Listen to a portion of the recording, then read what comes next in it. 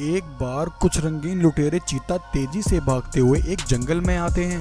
वहां आकर वे सभी रंगीन चीता जंगल की महारानी रुमझुम शेरनी पर हमला कर देते हैं और रुमझुम शेरनी से उसकी नवजात बच्ची सफेद शेरनी को छीन लेते हैं। चलो साथियों, हमारा काम हो गया, अब निकलो यहाँ से। रुमझुम शेरनी उन लुटेरे चीतों का पीछा करती है। अरे छोड़ दो, मेरी बेटी को छोड़ दो। तुम मेरी बेटी को कहाँ लेकर जा रहे हो? अरे कोई मेरी बेटी को बचाओ, कोई मेरी मदद करो। रुमझुम शेरनी को अपने पीछे आता देखकर एक चीता उस पर हमला करता है और रुमझुम शेरनी को वहीं घायल कर देता है। रंगीन चीता रुमझुम शेरनी की बेटी को लेकर एक पहाड़ी पर आ जाते हैं। तभी थोड़ी दूर आकर वे सभी अचानक से रुक जाते हैं, क्योंकि सामने से कांचा नाम का एक बाघ अपने साथियों के साथ वहां आकर उन लुटेरे चीतों का रास्ता रोक लेता है। कांचा बाघ, तुम हमारे रास्ते से हट जाओ, हमारी तुम्हारे साथ कोई दुश्मनी नहीं है। अपने साथियों से कहो हमारा रास्ता साफ करे और हमें यहाँ से जाने दे। हो, रंगीन चीता, ये मेरा इलाका है और मेरे इलाके में मेरी इजाजत के बगैर कोई नहीं आ सकता और ना ही यहाँ से कोई जा सकता। तुम मुझे ये बताओ, तुम्हारे पास ये शेर की बेटी किसकी है और तुम इसे कहाँ लेकर जा रहे हो? कांचा, ये शेरनी की बच्ची हमने जंगल से पकड़ी है और ये हमारा शिकार है, इससे तुम्हें क्या? तुम अपना काम करो और हमें यहाँ से जाने दो। यह सुनकर कांचा को बहुत गुस्सा आता है। कांचा के सिपाही रंगीन चीतों पर हमला कर देते हैं। उनमें भयंकर लड़ाई शुरू हो जाती है। कांचा के सिपाही एक एक करके रंगीन लुटेरे चीतों को वहीं मौत की नींद सुला देते हैं। कांचा चीता के लीडर से रुमझुम शेरनी की बेटी को छीन लेता है। चीता, ये सफेद शेरनी मेरे बहुत काम की है, मैं इसी की तलाश में था। अच्छा हुआ तुम इसे मेरे पास ही ले आए, अब ये मेरा शिकार है। ऐसा कहकर कांचा बाघ नन्ही सफेद शेरनी को अपने साथ ले जाने लगता है। तभी घायल चीतों का सरदार अचानक से उठकर कहता है, ये अच्छा नहीं हुआ, ये सफेद शेरनी तो हमारा शिकार थी और अब ये उस कांचा के हाथ में है। वह दुष्ट न जाने इसके साथ क्या करेगा। मुझे जाकर रुमझुम शेरनी को इसकी खबर देनी होगी। और रुमझुम शेरनी के पास आकर कहता है, रुमझुम शेरनी, हमसे बहुत बड़ी गलती हो गई, हमें माफ कर दो।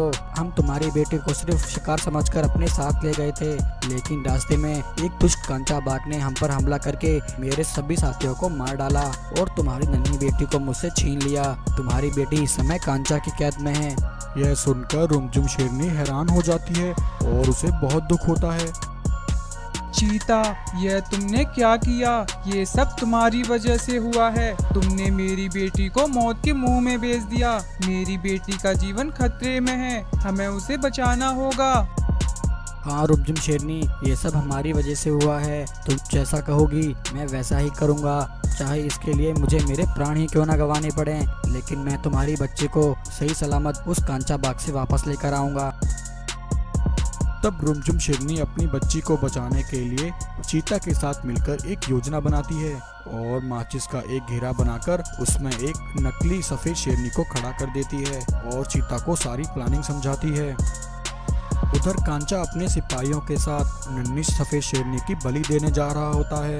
रुमझुम की बेटी बहुत ज्यादा घबराई हुई होती है। तभी रंगीन चीता भागता हुआ वहां आता है। कांचा बाघ, रुक जाओ, सिर्फ एक सफेद शेरनी से तुम्हारा क्या होगा? जंगल में इससे भी बड़ी सफेद शेरनी कैद है और उसे सिर्फ तुम ही निकाल सकते हो। चीता की बात सुनकर कांचा के मन में लालच आ जाता है। ठीक है चीता, तुम मुझे उस सफेद शेरनी के पास ले चलो। तब चीता कांचा को लेकर रुमझुम शेरनी की बताई हुई जगह पर आ जाता है। कांचा देखता है कि वहाँ तो सच में एक माचिस के घेरे में एक बड़ी सफेद शेरनी कैद है। यह देखकर कांचा उसे निकालने के लिए उस माचिस के घेरे में कूद पड़ता है, लेकिन तभी वह नकली सफेद शेरनी वहाँ से गायब हो जाती है। कांचा ने देखा कि वहाँ तो कोई शेरनी नहीं है और उसके साथ धोखा हुआ है। इससे पहले कांचा उस माचिस के घेरे से बाहर आता, रुमझुम शेरनी भागती हुई एक मशाल लेकर उस माचिस के घेरे में डाल देती है और माचिस के घेरे में आग लगा देती है। लालची कांचा बाघ उस माचिस के घेरे में जलकर वहीं भस्म हो जाता है। रुमझुम शेरनी अपनी बेटे को वापस पाकर बहुत खुश होती है। एक बार सुंदरवन जंगल में भीमा नाम का एक शेर अपनी पत्नी रुमझुम शेरनी के साथ रहता था। वैसे तो भीमा शेर के पास किसी चीज की कोई कमी नहीं थी, लेकिन भीमा और रुमझुम को हमेशा एक औलाद की कमी खलती थी। रुमझुम शेरनी को कई सालों तक कोई औलाद नहीं थी, जिस वजह से रुमझुम शेरनी हमेशा परेशान रहती थी। एक दिन भीमा शेर एक पंडित जी के पास जाता है और उन्हें अपनी परेशानी का कारण बताता है। तब पंडित जी भीमा शेर को एक जादुई फल देते हैं और उसे अपनी पत्नी रुमझुम को खिलाने के लिए कहते हैं। भीमा शेर वह फल लाकर अपनी पत्नी रुमझुम को खिला देता है और फल खाने के कुछ दिनों बाद ही रुमझुम शेरनी गर्भवती हो जाती है और एक दिन रुमझुम शेरनी एक साथ 3 बेटियों को जन्म देती है।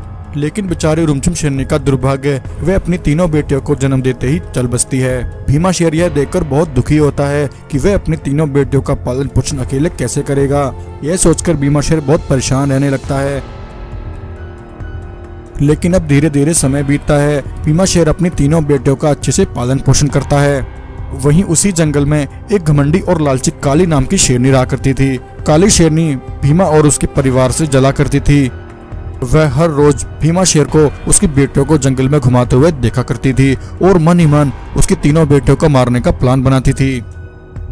इस भीमा शेर की यह तीनों बेटियां, यह मुझे बिल्कुल भी अच्छी नहीं लगती। मुझे इस भीमा शेर को खत्म करके इसके जंगल पर अपना कब्जा करना है और यहाँ राज करना है। ऐसा सोचकर एक दिन काली शेरनी भीमा शेर के पास जाती है और रोते हुए भीमा शेर से कहती है, भीमा शेर, मैं बहुत गरीब और दुखियारी हूँ। मेरा इस दुनिया में कोई नहीं। मैं गर्भवती हूँ। मेरे पास न खाने के लिए खाना है और ना ही रहने के लिए घर है। भीमा शेर, तुम मेरी मदद करो। काली शेरनी की दुख भरी कहानी सुनकर भीमा शेर को उस पर दया आ जाती है और भीमा शेर काली शेरनी को अपने साथ रख लेता है।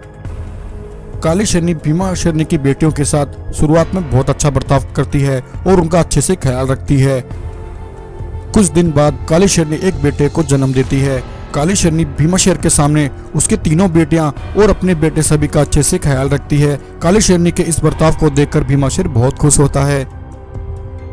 एक दिन भीमा शेर अपनी पत्नी काली के बारे में सोचता हुआ जंगल से जा रहा था। काली बहुत अच्छी है। उसने सौतेली माँ होते हुए भी मेरी बेटी को कभी अपनी माँ की कमी महसूस नहीं होने दी।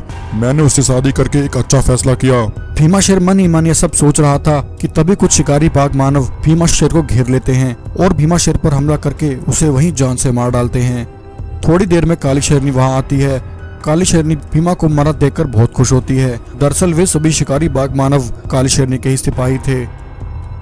अब काली शेरनी जंगल की रानी बन जाती है और जंगल पर अपना कब्जा कर लेती है। जंगल की रानी बनने के बाद काली शेरनी भीमा शेर की तीनों बेटियों के साथ सौतेला बर्ताव करने लगती है। काली अपने बेटे को भरपेट खाना खिलाती थी और वहीं उन तीनों शेरनियों से सारा काम करवाती थी और उन्हें खाना तक नहीं देती थी। बेचारी तीनों शेरनियां बहुत अधिक दुखी रहने लगती हैं। वहीं एक रात भीमा शेर की आत्मा उसके शरीर से उठती है और कहती है, वह दुष्ट काली शेरनी मेरी बेटियों को भूख से तड़पाकर मार डालेगी। मुझे अपने बेटियों को उस अत्याचारी शेरनी से बचाना होगा। ऐसा कहकर भीमा शेर की आत्मा जंगल के जानवरों के पास जाती है और वह उन्हें सारी बात बताता है। भाइयों, तुम सब मेरी मदद करो। उस लालची काली शेरनी ने मेरे साथ धोखा किया और धोखे से मेरी हत्या करवा दी। अब वह मेरी बेटियों के साथ बहुत बुरा बर्ताव कर रही है। वह शेरनी नहीं बल्कि शेरनी के भेष में एक डायन है। तुम सब मेरी मदद करो और मेरी बेटियों को बचा लो। तब भीमा शेर की बात सुनकर जंगल के सभी जानवर उसकी मदद करने के लिए तैयार हो जाते हैं और वे सभी इकट्ठा होकर काली शेरनी के पास पहुंचते हैं। काली शेरनी सभी जानवरों को एक साथ देखकर गुस्से में आ जाती है और कहती है, अरे जानवरों, तुम सब यहाँ इकट्ठे होकर ऐसे मेरे पास क्यों आए हो? जाओ और जाकर कोई काम करो। यह सुनकर जंगल के सभी जानवर काली शेरनी और उसके सैनिकों पर हमला कर देते हैं और एक एक करके काली शेरनी के साथ उसके सभी सैनिकों को वहीं मार डालते हैं और भीमा शेर की तीनों बेटियों को काली शेरनी के कहर से बचा लेते हैं। वहीं भीमा शेर की आत्मा अपनी तीनों बेटियों को देखकर बहुत खुश होती है और फिर भीमा शेर की आत्मा हमेशा के लिए अपनी दुनिया में वापस लौट जाती है।